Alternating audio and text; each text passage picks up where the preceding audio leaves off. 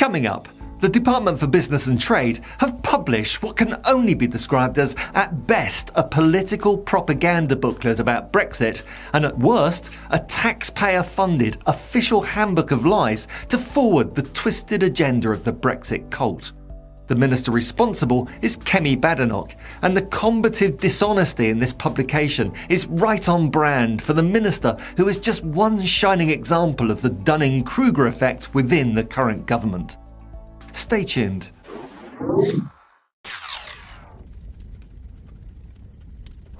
Kemi Badenoch's Department for Business and Trade published this pamphlet consisting of cherry-picked statistics in a pathetic attempt to pretend that 4 years on, Brexit has delivered nothing but benefits. I won't go through the report line by line, but you can read it using the link below this video if you enjoy reading fiction. Here's a couple of whoppers just from the foreword, the very first page. The statistics and successes contained within the pages of this booklet tell a powerful story of a global Britain which is thriving on the world stage. When we left the European Union, there were many forecasts of inevitable decline. These have been proved false. Since the referendum in 2016, the UK has grown faster than Germany, Italy and Japan, and at a similar rate to France. Now this is simply not true. Quite what figures Badenoch is using are not specified anywhere in this booklet. And then there's this. We are using our Brexit dividend to grow our economy and plough more money into our public services. Really? Including our brilliant NHS, set to be in receipt of £1 billion more per week than in 2017. Since the UK's departure from the EU, this government has cut burdensome red tape for business. What that Brexit dividend precisely is, how she calculates it, or exactly where it comes from, are explained nowhere in this booklet. And burdensome red tape? Has no one told Badenoch that Brexit has added to red tape for our exporters and that our importers are about to go splat in April when the new and much delayed Brexit checks come in for animal and plant-based imports? This propaganda booklet not only argues that these fabricated advantages of Brexit outweigh the disadvantages, but rather it refuses to acknowledge that there are any disadvantages whatsoever to Brexit. After Boris Johnson's purge of all prospective parliamentary candidates for the Conservative Party who wouldn't swear fealty to Brexit prior to the last general election, today's Conservative government is very much the political successor of the Leave campaign. That Vote Leave campaign lied to voters that Brexit would not involve painful trade-offs, and engaged in, according to the UK Statistics Authority, a clear misuse of official statistics for falsely claiming that leaving the EU would free up £350 million a week for the NHS. Yes, everyone remembers the bus, but it was very easy to check the claim by consulting any fact-checking site at the time. Here's the verdict from Full Fact, for example. After leaving the EU, we will take back control of roughly £350 million, they claimed. And the Full Fact verdict? This is wrong. It's more like £250 million a week. In any case, the impact on the economy from changes to trade after leaving the EU is likely to be far bigger than savings from the UK's membership fee. The Brexit cult will have you believe that lies were told on both sides, but it was only Leave.eu which was found to have broken the law and fined £70,000. Another of their lies was the suggestion that staying in the EU would mean sharing a border with Syria and Iraq, and that millions of Turks were about to gain the right to enter Britain in a clear dog whistle to Islamophobes in a racist attempt to gain their pro-Brexit vote. What's this got to do with the current government? Well, everything. They are the Leave-voting Brexit continuity government and are only in office because of the lies, dog whistles and misrepresentations of the Leave campaign. And this propaganda booklet, published by Kemi Badenoch's department, is the latest chapter in a campaign of disinformation and misdirection. It presents cherry-picked data to show Brexit in the best possible light, with absolutely no attempt to show an even-handed picture. In presenting such an incomplete picture, this official government document is highly misleading, and if it truly represents Kemi Badenoch's strategy as Minister of Business and Trade, it will end up causing further damage, as it's based on a fantasy of sunlit uplands populated by unicorns crapping out rainbows. So let me make clear, this is far bigger than Brexit.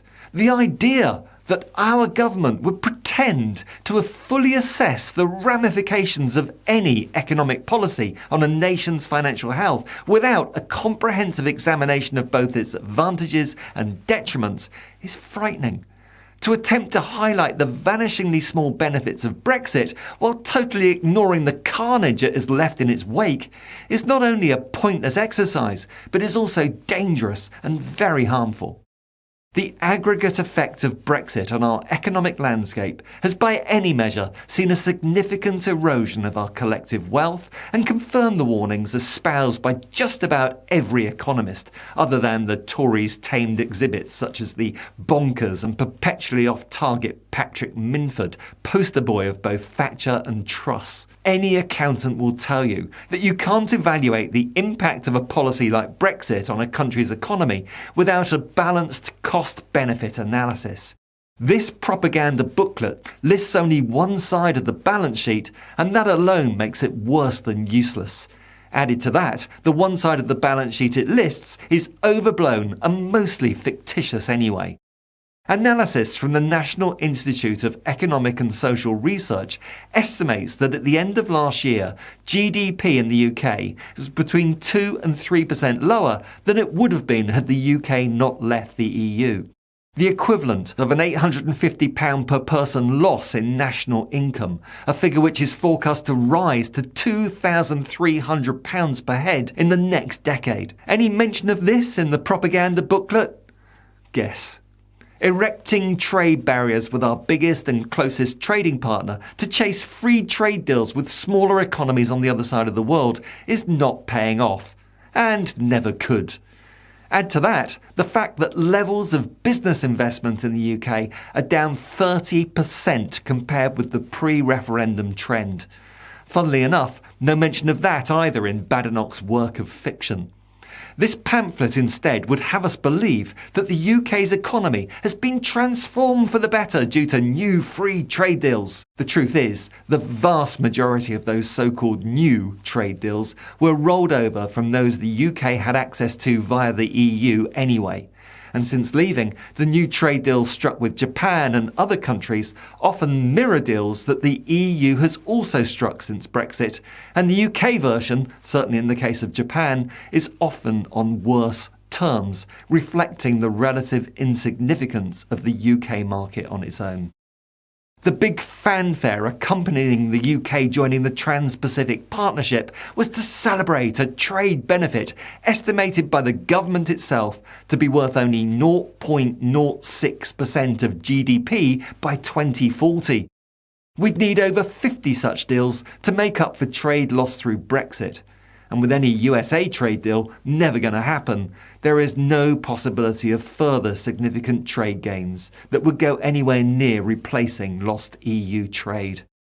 Badenoch's propaganda report also mentions a handful of global trade wins that include greater access to the Mexico market for pork producers. Wow! Oh, and improved access to the Chinese beauty market, apparently. Though according to the British Beauty Council, this deal would have happened without Brexit, and in any case is dwarfed by the £850 million loss that the trade body says the beauty industry has taken as a result of leaving the EU. See, this is the real point. The natural successors to those Brexit campaign liars now form Rishi Sunak's cabinet. And while these government ministers manipulate their client media to trumpet partial statistics celebrating Brexit Britain's economic success, the reality of people's wages and household incomes tell a very different story.